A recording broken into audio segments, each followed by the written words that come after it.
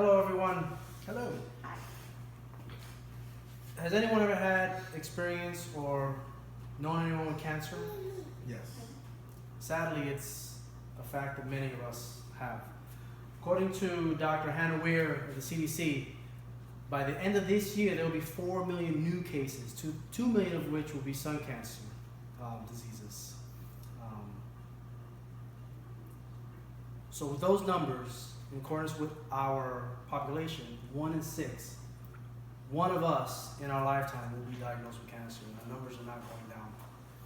So today I'm going to go through 3 topics, which are what are the differences between cancer cells and non-cancer cells, and the effect of radiation on them.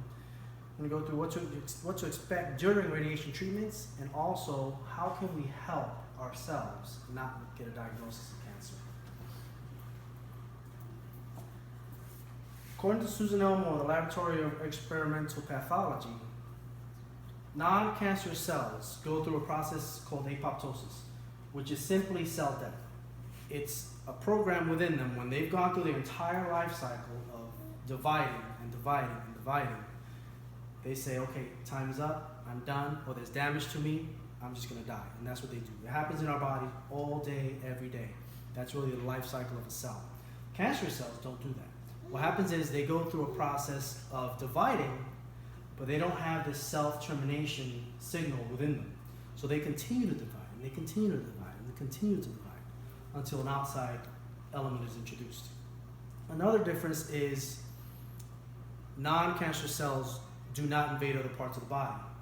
You would not have a breast cell in your brain. You would not have a prostate cell in your lungs or in your bones. Cancer cells, on the other hand, they keep dividing and keep dividing. And also, they will invade other parts of the body, which is why we treat the brain for someone with breast cancer. Sometimes it invades the brain, and then those are breast cells. Why men have prostate cancer, sometimes we have to treat their bones due to what's called metastatic disease.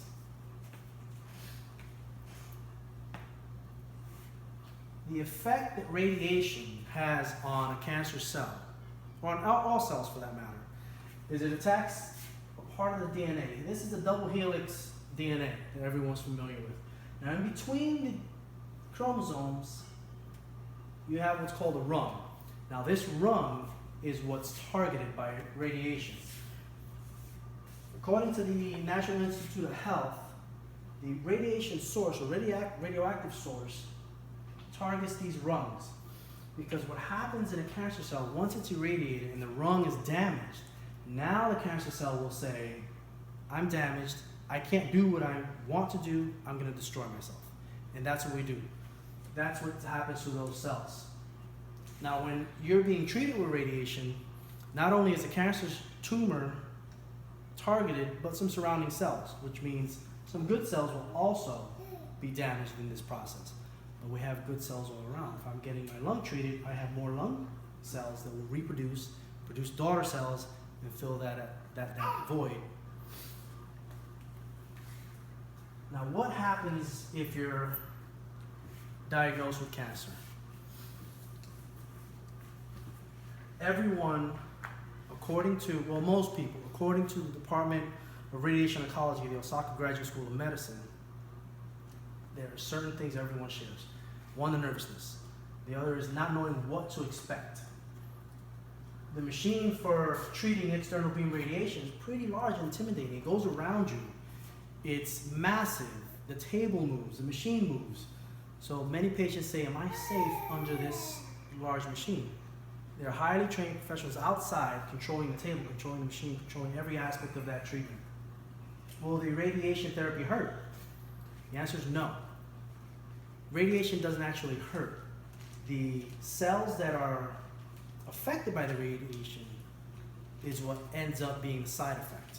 The side effect to a cancer cell being irradiated is it dies. The side effect to normal cells being irradiated, they die.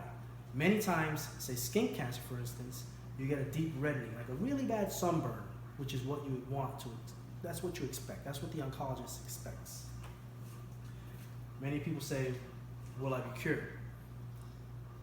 In this day and age, 78.8% of lung cancers has a 3-year there's a 3-year survival rate of 78.8, whereas just 10 years ago you were at 28% survival rate.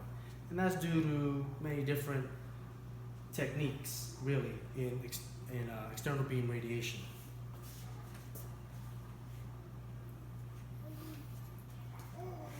Now that you know what to expect, let's go through how do you avoid cancer in particular, or at least help to avoid it.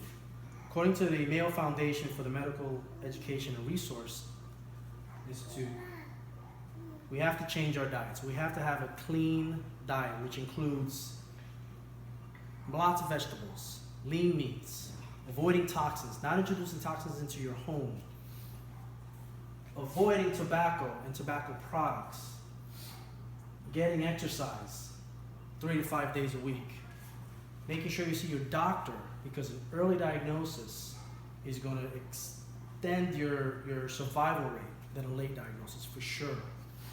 Avoiding the sun. We all need sun. We all need vitamin D from the sun. But if you remember, 2 million new cases will be skin cancers within this year alone.